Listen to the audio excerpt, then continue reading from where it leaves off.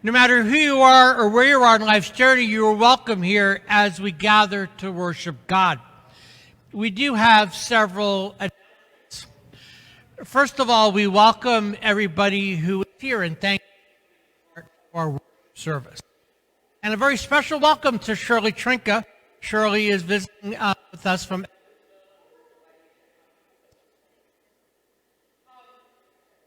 Green Team. You may have noticed there's great is still working on that, and they've done a really good job so far. So let's see them continue doing that. That is really exciting.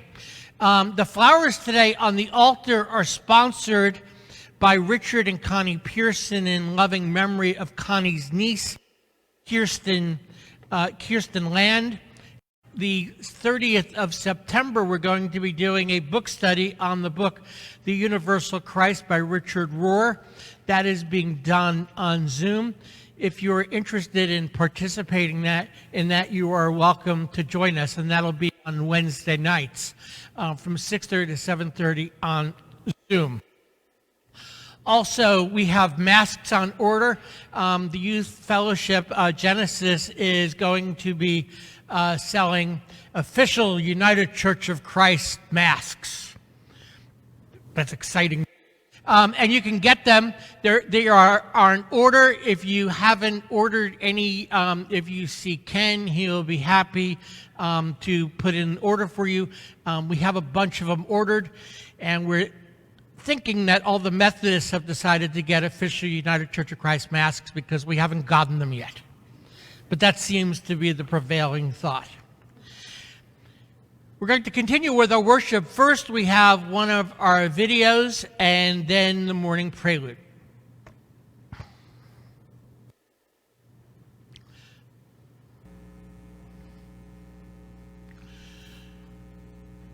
How I stayed connected to St. Mark's, I thought of my Sunday school class, the Mr. and Mrs. class.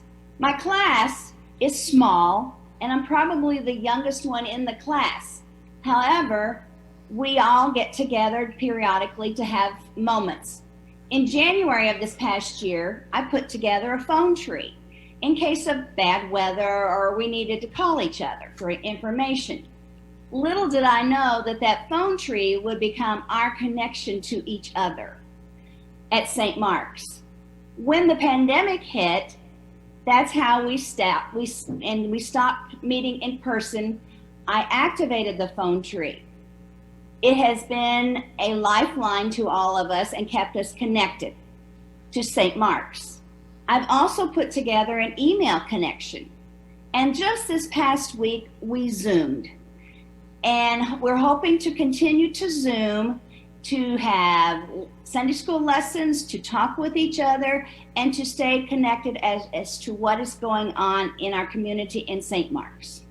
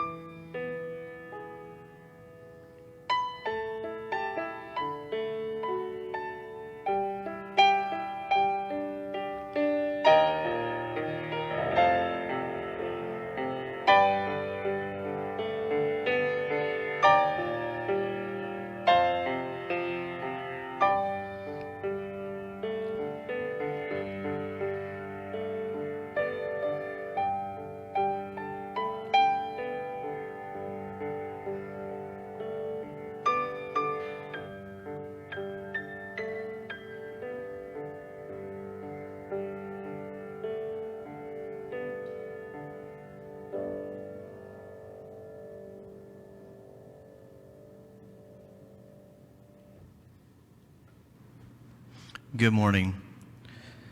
Please join me as we are called to worship. Loving Shepherd, you know our names. You care for us. When we face darkness and death, walk beside us. When we hunger for your love, fill us with your presence. When we are fearful, feed us at your table. May we dwell in the house of goodness and mercy all the days of our lives. Amen.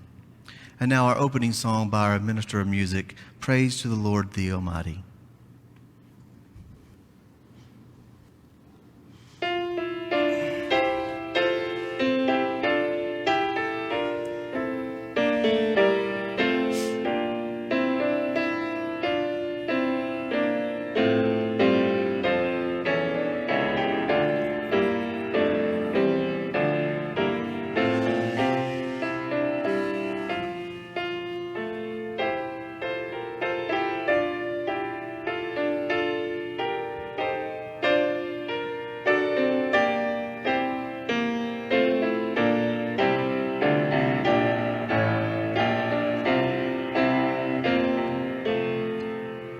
Praise to the Lord, the Almighty, who rules all creation.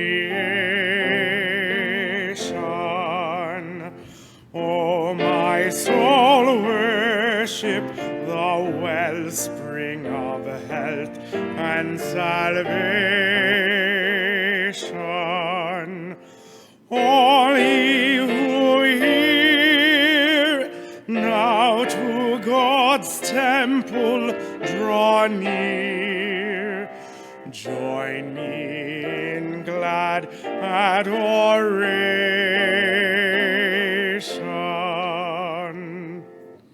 Praise to the Lord, oh let all of earth's peoples and races, all that hath life and breath, give thanks for manifold graces. Let the Amen sound from God's people again. Gladly forever sing praises.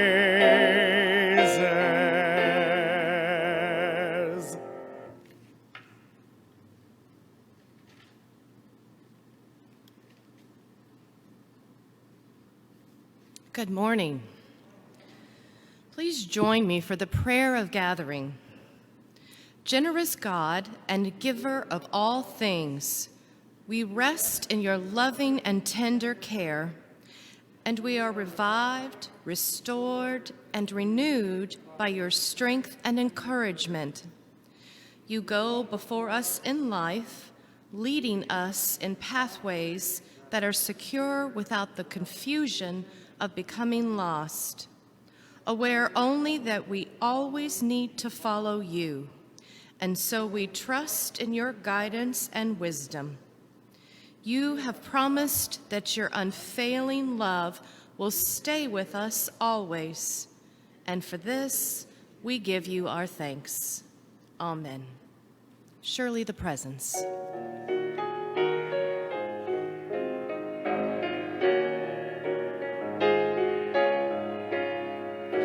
Surely the presence of the Lord is in this place. I can feel his mighty power and his grace. I can hear the brush of angels' wings. I see glory on each face. Surely the presence of the Lord is in this place.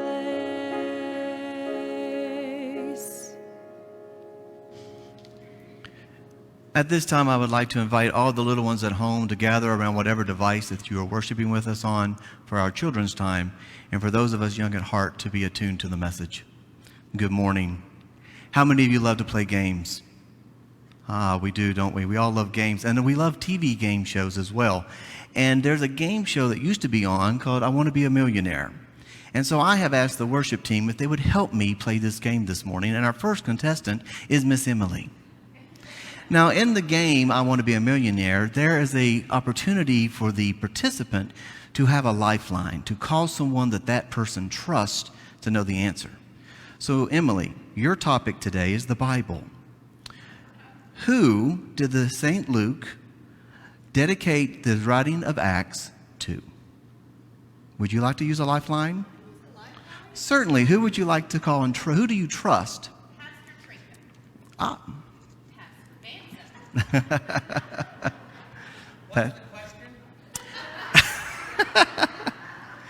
Who did St. Luke, in writing the book of Acts, dedicate the book to? Emily wanted me to be the lifeline. She wanted you to be the lifeline. Me? She trusts you, Pastor John. You owe me, girl. Theophilus. Theophilus. That is correct. It means lover of God in Latin. And he we- dedicated Luke's gospel to it. You have to ask better questions. Okay. Well, I have a question for you then. Okay. Your category is television. Okay. Name me a contestant that has won American Idol. Would you like to use a lifeline, Pastor John? Who do you trust to know the answer?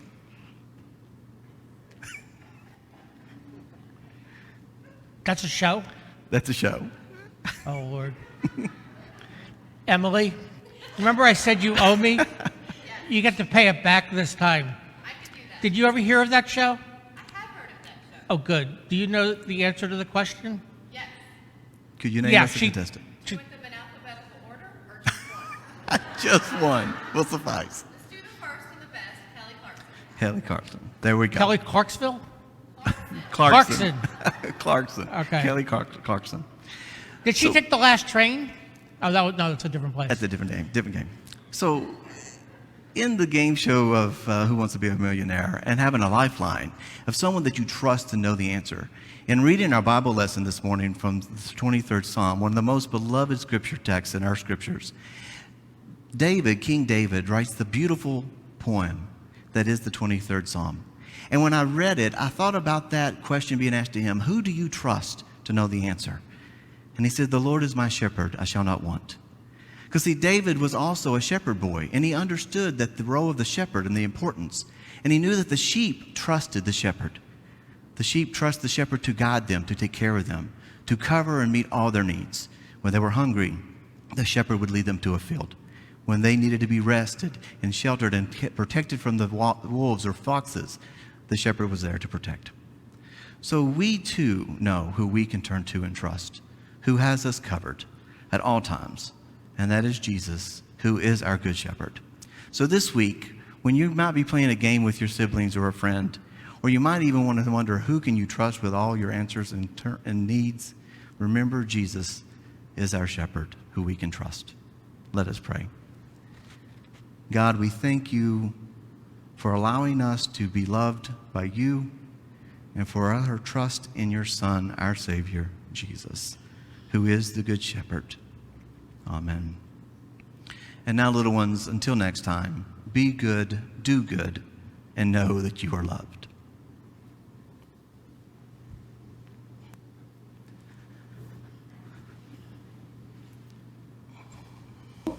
We have been very happy the last few months to watch sermons on Facebook Live. Really enjoyed the online Sunday school classes during a time of just uncertainty and confusion.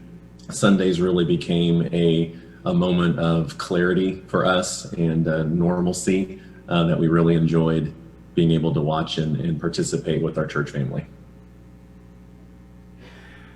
I like Zoom meetings with Ken. I like Ken come and visit us. And I've enjoyed just seeing all of my St. Mark's friends on Sunday school and on different occasions. It's been great to see everyone and be with them. We hope to see you soon. Bye. Bye. Bye. Hello, St.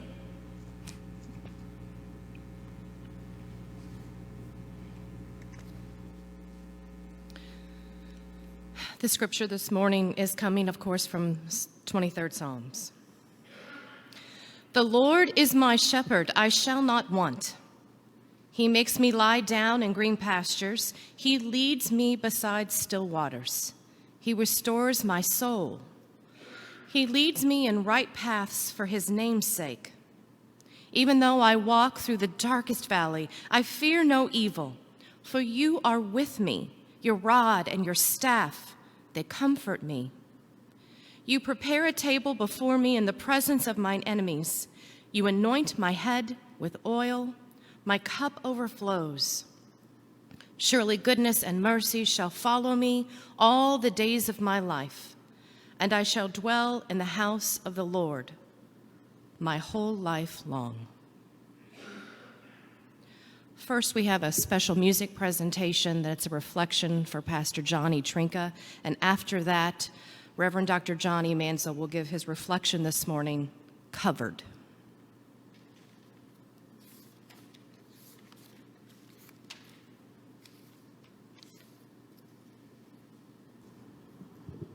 The composer's notes on the song that we'll hear Jesse Johnson sing in just a moment. The reality of God's love comes to us in many forms. I have often been most transformed what that love has come to me through another person, one in whose heart Christ's loves has taken residence. It is a humbling thing indeed that a holy, infinite God chooses to express his character through sinful, finite creatures like you and me. The original intent of I Have Felt the Hand of God was to provide a choir piece for Mother's Day or Father's Day, but Pamela Martin's masterful text embraces more than that. It expresses what we often wish to tell someone in our lives. Through your sacrificial love, I have learned to know God better. And so this anthem becomes a statement of gratitude suitable for any time marker, such as the retirement of a pastor, graduations, confirmation, ordinations, and even memorial. He loved nature and all things. The Reverend Dr. Pastor John Trinka began his ministry here at St. Mark's on Palm Sunday, 1971.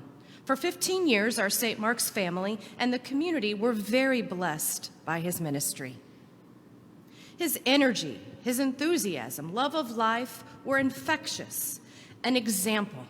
During his hospital visitations to our St. Mark's family members or to members of the community, as he walked down the hallways, his voice, like none other, would be heard greeting everyone he saw. And you would hear the patients exclaim, "Pastor Trinka is here! Pastor Trinka is here!" Hearing his voice, they lit up. Their eyes widened. They felt energized, encouraged, hopeful in that moment. I have heard the voice of God in your voice. Pastor Trinka was consistently multitasking, always jotting down notes or any scrap piece of paper that he could find. He was a chronic sender of Trinkagrams. They so often were beloved by so many.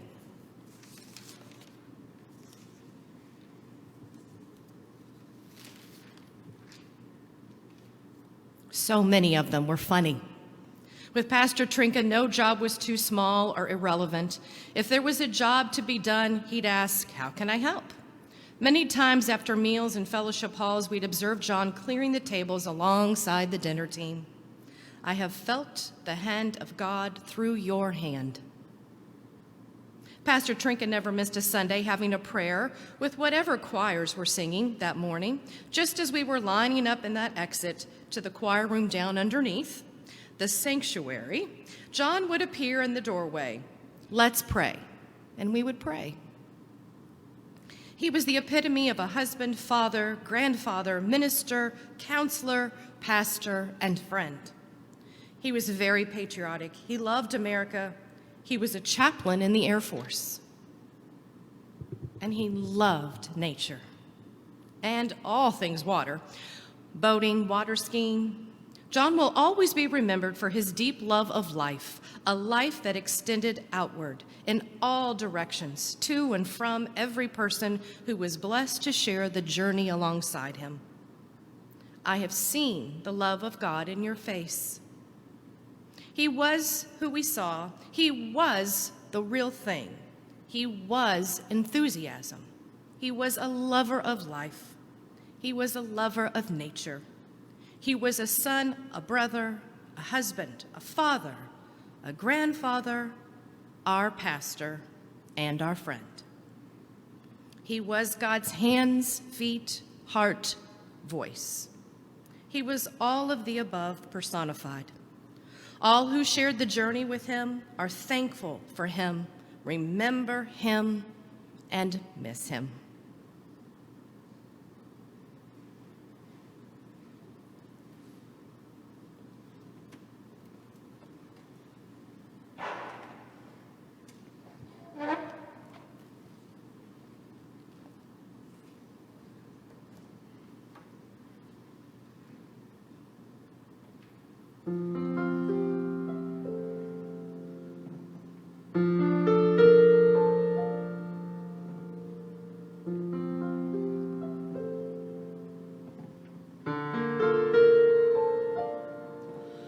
I have felt the hand of God in your hand, holding me. You gave me strength to stand. When I was all alone, you came and met my need. And when I lost my way, your hand was there to lead. Through your touch, God's hand reached out to me.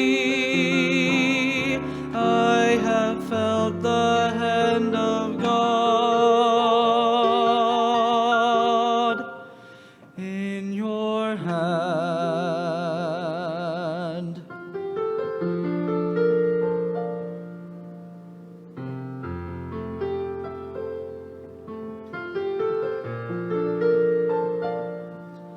I have heard the voice of God in your voice, singing praise. You taught me to rejoice. Your voice of comfort caused my grief to end. And when my faith was gone, you called me home again. When you spoke, God's voice called out to me. I have heard the voice of God in your voice.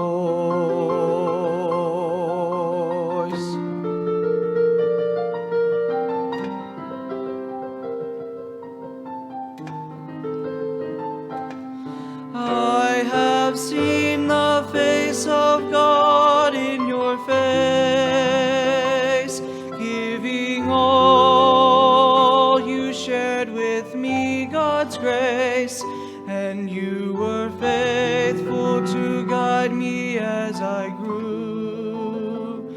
I saw your love for God, and I saw God in you. When you smiled, God's love surrounded me. I have seen the face of God.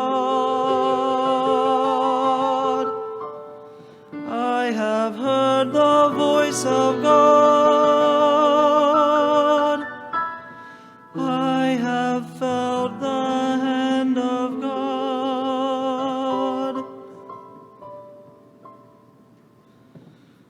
Through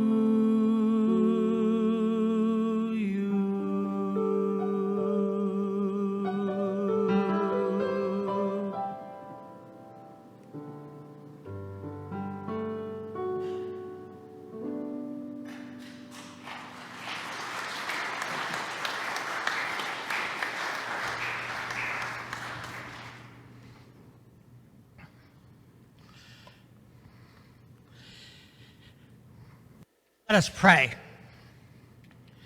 May the words of my mouth and the meditation of all of our hearts be acceptable in your sight, O God, because you are our strength and our Redeemer. Amen. Today, I'm going to break some rules in preaching. One of the rules of preaching is to never make the sermon overly personal. The sermon is about God, and the sermon is telling the story of God, and the sermon is nourishing God's people. The sermon is never supposed to be about the preacher. We were always taught to get out of the way. I'm going to break that rule because I'm going to talk about some of my faith journey and how being part of the church keeps me covered. And I find that the 23rd Psalm is a lot of that journey. This is the season of the year we talk about stewardship, and people have been sharing short testimonies. And 2 weeks from today, we're going to be hearing faith statements from 6 young people who got confirmed. I'd share something about me. I grew up in church. There has never been a time in my life when I wasn't part of a church family. The Christian church, the organized church, despite all of its flaws and shortcomings, is still something I believe in and care about and continue to love. There's an old African proverb that it takes a village to raise a child. We can debate that all we want. But one thing I do know is it takes a church to raise a Christian. Because no matter how flawed we are as churches, as faith communities, a church is a place where surely we find the presence of God. The author Rachel Held Evans, in her book Searching for Sunday, spoke about leaving church, leaving the church she grew up in, and trying to grow her faith outside of faith family. She found it to be largely impossible. She said that instead of praying and reading the Bible and discussing her faith and sharing faith with her husband, she said drinking coffee, reading the paper, and watching television while lounging in her pajamas on Sunday morning did not motivate her very much. She and a few friends decided to start their own church, a house church, and it didn't work really well. And she felt herself looking to find a faith family that she felt good about, felt comfortable with, and would be a good place for her and her husband to raise their children. As most of you know, she died at the age of 38, and many of us watched her on the internet. In church. Church is a place of comfort. When I read the first lines of the 23rd Psalm, some of the things that strike me are really compelling. He makes me lie down in green pastures. He leads me beside still waters. He restores my soul. I find this reassuring to say it quite simply. There are times my soul, like everybody else's soul, needs to be assured. There are times I, like everybody else, have encountered loss or painful moments in life and needed the assurance of God. Certainly right now we're in the middle of a really difficult time. We're in the middle of a pandemic and nobody knows how this is going to turn out, how long it's going to last, and when it will come to an end. We just know that we're in the middle of it and trying to figure out what to do. And additionally, to make it worse, in this middle of this pandemic, it's become something of a political hot potato, and we are all, as a nation and as a people, really polarized. And we don't like being polarized, but sometimes wittingly or unwittingly, we participate in the process. On Friday night, we all know that Justice Ruth Bader Ginsburg passed away. And immediately the polarization of our nation began to show up within an hour of her death. I was thinking about her, though, and I was lamenting that so many people were arguing right away.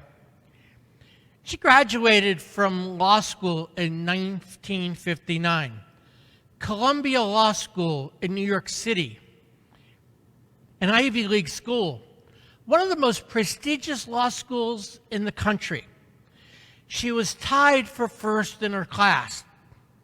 Most of us couldn't even imagine going to Columbia Law School, and she was tied for first in her class in New York, and she could not find a job. No one would hire her. She had three things going against her. She was a woman. Places did not hire women in 1959 to be lawyers. She had children. None of the prestigious law firms in New York would hire a woman with children. And the thing that nobody likes to talk about was that in 1959, there was still a very strong anti-Semitic streak in the country, and she was Jewish. Had she been hired at one of the prestigious law firms, chances are she would have become a very successful New York lawyer, and none of us would have ever heard of her. But no one did. And she became the person she was. Although she was not even 5 feet tall, she became a giant. And one of the lessons she taught us, one of the great lessons she taught us of so many, was fighting for what she thought was right, but also recognizing you could love your neighbor even when you and your neighbor disagreed on virtually everything. One of her best friends in life and her best friend on the Supreme Court was Antonin Scalia. They were the opposite polemics of how you could ever think, and they were best friends.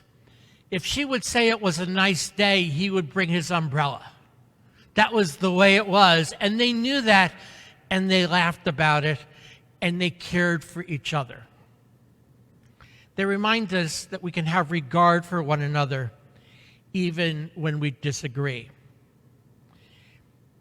At present, every minister I know sweats out virtually everything we say because we never know what we're going to say that will light a fuse. And with people already stressed out by a pandemic, it's just all the worse. Not to mention wildfires, hurricanes, racial tensions, questions about valid questions, demonstrations, counter-demonstrations, counter-demonstrations, an increased number of homeless people, and unanswered questions about how to care for the poor and the vulnerable. I find myself completely stressed out, spiritually and emotionally. And for me, I need to find a place to have solace. And I'm blessed with a loving family and loving people around me. Some people say, what about hobbies? Okay, those of you who know me well know I am an avid pro football fan, and you know I'm a major New York Giants fan. Do you know what team has the worst overall record in the last 3 years in the NFL? Everybody know? The Giants. Seriously, I find no solace in that hobby. I find only sheer frustration. But the reality is this, it's a constant reminder. The only real comfort and solace I've ever really had in life in totality has been with God, in being part of a faith family. The deer may lie down beside still waters, and for me, the church, despite all of its flaws, has been those still waters. Churches, of course, have their weaknesses, but they are places where we come to pray together, where we share sacraments together, where we listen to God's word together, and wrestle with God's way in our lives. For me, God is the greatest source of comfort, and I continually find the presence of God in church. I need the church. I need my church. And my need for God is in part always covered by the church. In the 23rd Psalm, there are the lines, "He leads me in right paths." Again, the church may be flawed and shepherds may be flawed, but our job as Christians is to help lead each other in right paths. When I was a child, I was raised in the Roman Catholic Church, and at age 7, we took our first communion and had to go to confession for the very first time because some genius somewhere had determined the age of 7 was the age of reason, and we had to begin confessing our sins. At age 7, we were perfectly able to understand communion and the importance of communion and the body of Christ. The concept of sin, however, was a little bit beyond our cognitive ability. And our main sin for most of us when we would go into confession, and in those days you went to confession a lot in Catholic churches, our main sin was in disobeying our parents and the occasional lie. Well, we were being taught in class about the 10 Commandments, and a group of us guys got together, and using our superior reasoning skills, we were trying to figure out what other sins we were committing. And we came upon the 7th commandment and concluded that this meant you pretended you were an adult. So we all decided that since we played games where we all pretended we were adults, we were all guilty of the sin of adultery. So we went to confession week after week and said, I disobeyed my mother and father, I lied 3 times, and I committed adultery 7 times. The priest did a valiant job saying that wasn't really what adultery is, and we were forgiven. So much for the age of reason. When I was 17, I entered the seminary in college. And truthfully, I had never taken one class in high school outside of seminary. I have a bachelor's degree, a master's degree, and doctorate degree from seminary. So I'm one of these really seminary-educated people, for better or for worse. And when I was 18, I went to seminary, and I didn't really need to go there. I knew everything when I was 18. But I learned some things that I didn't know in my first 2 years. And by the end of my sophomore year in college, when I was 20, I really knew everything. I should have been ordained into the ministry then because I was full of confidence and I knew it all. I was on the right path. I needed no one to guide me. I knew the way. All everybody needed to do was follow me. And then I turned 21 in my junior year of college, and I began to grow up. And I learned 2 things that were really troubling. The first thing was that I didn't really know everything. And the second thing was I really didn't know anything. It was a really horrible year. Seriously, I battled depression and felt unworthy to do anything, and I knew absolutely nothing. And in hindsight, I realized that it was the most valuable year of my education because it completely knocked me off my feet and humbled me. And it was then that I began my journey in earnest. It was then that I began to realize and appreciate how those around me who were teaching me and guiding me, how valuable they were to me. The biggest reason for all this was that I needed to learn the right path, but also learn that there were wrong paths, that I could get lost if I didn't have others to guide me. Shepherds keep sheep from getting lost, and they keep sheep from going down the wrong path. The Christian church, and every Christian church, has an important role of trying to teach people the right path. And one of the things I really love about St. Mark's is we take this very seriously. And while I'm preaching personally today, Typically, when I preach, I try to read a lot about the passages, and I keep learning about the Bible like everyone else. Our Sunday school classes have amazing lessons and intense conversations. Seriously deep conversations, and people really learn. The Monday night Bible study we're doing, as anybody who's in it can tell you, is really intense. People are committing themselves an hour or two a day to reading most every day, reading the Bible, reading other things, and this is a serious learning going on. We take this right path seriously at church. And I'm not saying we get everything right. Our children are learning every Sunday on Sunday school on Zoom. Ken is working with the older kids. He's meeting with the younger kids. And people are talking to each other and learning from each other. Do we get it all right? Nah. But at least in my perspective, we are working really hard to keep the aspect of faith covered. The third thing I love about these words are, surely goodness and mercy shall follow me all the days of my life. There's something I've learned about churches over the years is to never underestimate the love and mercy that is available in the hearts of people. Many years ago, in a previous church, a young man from the congregation was dying of AIDS. He was in his last couple of months of life and terribly ill. He was gay, and he had moved away from the area and moved to a part of the country that he felt was more accepting of him. And life went well for him, and then he developed AIDS and was now dying. A man in my church who had taught this young man in Sunday school many years ago wanted to visit the young man. I was uncomfortable.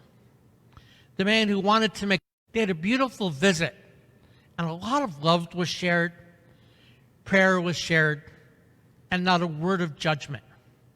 It was a lesson of goodness and mercy. I hear that story over and over again from people in this church, people who are ministered to by one another. I've been here 18 and a half years, and I've seen the goodness and mercy that exhibits itself time and time again in this congregation. A sharing of love within the congregation, of generosity and kindness within the congregation, of people extending outside the congregation, giving out food, giving out clothing, traveling to Appalachia to rebuild homes, going to Belize, going to Mexico. Just last week, going to a home in the area and rebuilding it out of a sheer sense of goodness and mercy. That is profound. And it is part of the way we have this covered. Lastly, the psalm ends with a reminder that we dwell in the house of the Lord our whole life long. Probably more aptly translated as forever. The presence of God is something we will never be without. We're in the presence of God when we are alone. We are in the presence of God in a special and unique way when we come together to worship God. And when our lives in this world come to an end, we will be in the immediate presence of God. And I find great solace and comfort knowing that I will never depart from the presence of God, that no matter how badly I mess up on the path, no matter how much I get it wrong, God will always be with me and lead me back. And none of us will ever be totally lost. God has us covered. For me, in the middle of this most crazy time, in the middle of anxiety and discord, in the midst of chaos in life, my faith in God tells me one thing over and over again. God has it covered. And God does this uniquely through the church. God helps us and needs us to keep it covered. And to assure God's love, wisdom, and guidance is shared with a waiting and desperate world. It's our job to help God to keep it covered. Amen.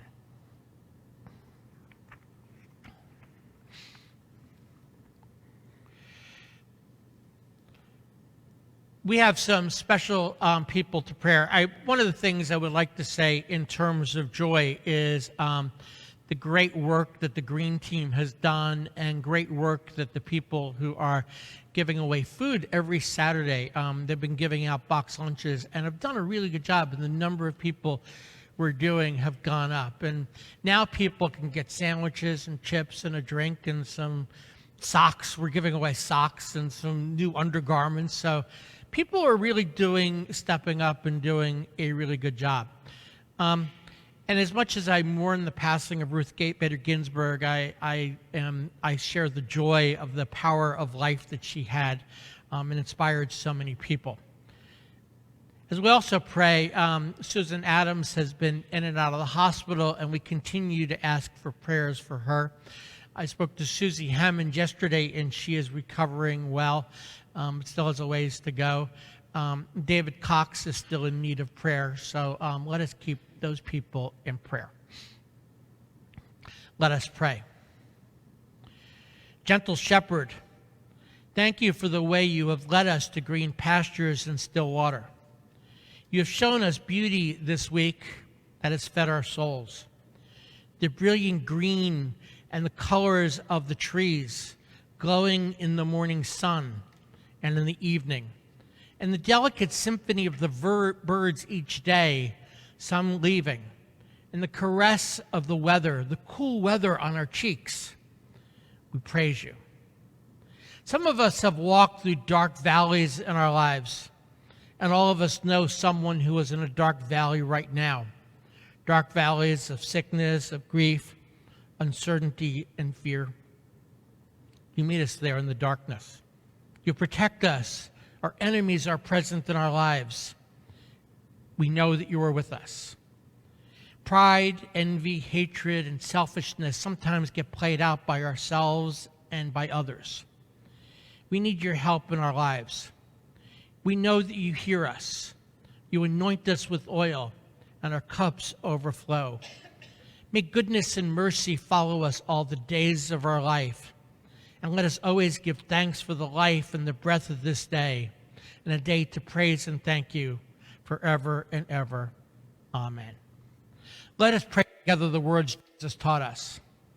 Our Father, who art in heaven, hallowed be thy name. Thy kingdom come, thy will be done, on earth as it is in heaven. Give us this day our daily bread, and forgive us our debts as we forgive our debtors. And lead us not into temptation, but deliver us from evil. For thine is the kingdom and the power and the glory forever. Amen. We'll share another video. Hello, my name is Sally, and this is my husband, Daryl. We've been members of St. Mark's for 23 years. Many national events affected Daryl's career in the Air Force and the aviation field. These disruptions, including the Vietnam War, a nationwide recession, and company bankruptcies, forced us to move often. As a matter of fact, we have lived in 8 different states, from Washington to Delaware and Minnesota to Texas. The most worrisome time for us as we raised our 2 children were when we were in between churches. We felt very disconnected. We are so thankful that our neighbors, Dave and Nancy, invited us to a talent show many years ago and introduced us to St. Mark's Church. It has been a blessing to be connected to such a wonderful church family. We appreciate the close friendships and connections we have made through our involvement in electives class, soup kitchen, Gilda's Club, and the bereavement and green teams at church. In this time of quarantine and great uncertainty in our country, we are thankful for the many friends who have reached out and connected with us with phone calls, notes, texts, and several socially distant visits in our backyard. We look forward to the day when we can all be together again, connecting with warm hugs, lively conversations that are up close and personal, and the fellowship that comes with sharing a good meal. Stay safe, dear friends. We miss you.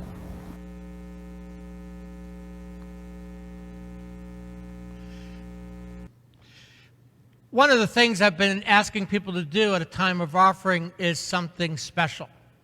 Share goodness and mercy with someone this week, and let us commission one another. Let us go forth into the world in peace. Be of good courage. Hold fast to that which is good. Render to no one evil for evil. Strengthen the faint-hearted. Support the weak. Help the afflicted. Honor all people. Love and serve the Lord, rejoicing in the power of the Holy Spirit. Mark is going to share with us, Abide with Me.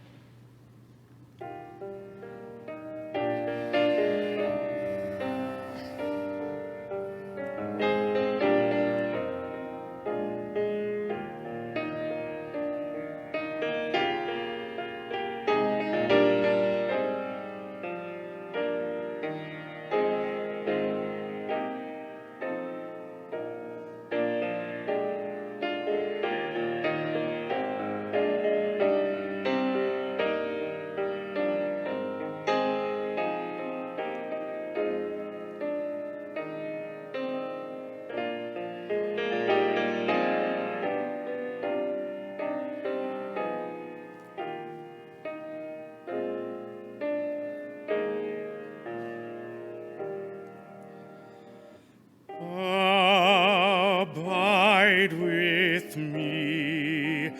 Fast falls the eventide. The darkness deepens. God with me abide. When other helpers fail and comforts flee, help of the helpless, oh, abide with me. I need thy presence every passing hour. What but thy grace can foil the tempter's power? Who like thyself, my guide and stay can be? Through cloud and sunshine, oh, abide with me.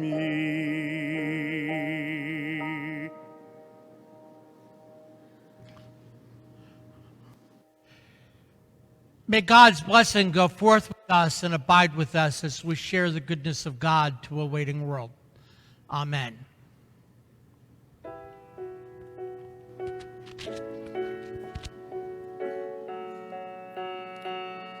May the road rise to meet you. May the wind be always at your back. The sunshine warm upon your face. The rains fall soft upon your fields. And until we meet again, may God May